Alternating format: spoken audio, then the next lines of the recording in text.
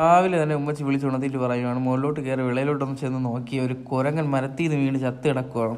ഞാനിത് എന്താ പാടെന്ന് അറിയാൻ വേണ്ടി പോയപ്പോൾ ഒരു കുരങ്ങൻ വളരെ അവശനായിട്ട് കിടക്കുവാണ് ഗൈസ്. ഇങ്ങോട്ടൊക്കെയാണ്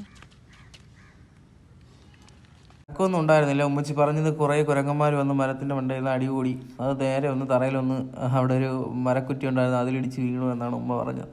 ഞാനത് കണ്ടില്ലായിരുന്നു. ഞാൻ കുറേ വിളിച്ചു, ഒരു വിധത്തിൽ എണീക്കുന്നില്ല. അവസാനം കുറച്ച് വെള്ളം കൊടുക്കാമെന്ന് കരുതി വെള്ളം കൊടുത്തു നോക്കി. വെള്ളം കൊടുത്തപ്പോൾ ആശാന് ജീവനുണ്ട്, മരിച്ചിട്ടില്ല. വെള്ളം ചെറുതായിട്ട് കുടിക്കുന്നുണ്ട്. കുടി വെള്ളം കുടി വെള്ളം കുടി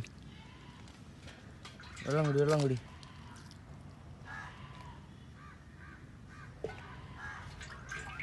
വെള്ളം കുടി എന്നറിഞ്ഞപ്പോൾ തന്നെ പിന്നെ ഫോറസ്റ്റ് ഓഫീസിൽ വിളിച്ച് പറഞ്ഞു ഇങ്ങനെ ഒരു കുരങ്ങൻ വന്ന് വീണ് കിടക്കുവാണ്, അവശനാണെന്ന് പറഞ്ഞപ്പോൾ അവർ ലൊക്കേഷൻ ചോദിച്ചു. വാട്സപ്പിൽ ലൊക്കേഷൻ ഇട്ട് കൊടുത്തു.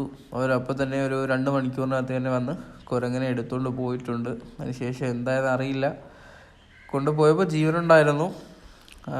അവർ വളരെ പെട്ടെന്ന് തന്നെ, അതായത് ഒരു വിത്തിൻ 1 ഹവറിനുള്ളിൽ തന്നെ ആൾ വന്നു, ഫോറസ്റ്റിൽ നിന്ന് ആളൊന്ന് എടുത്തുകൊണ്ട് പോയിട്ടുണ്ട്.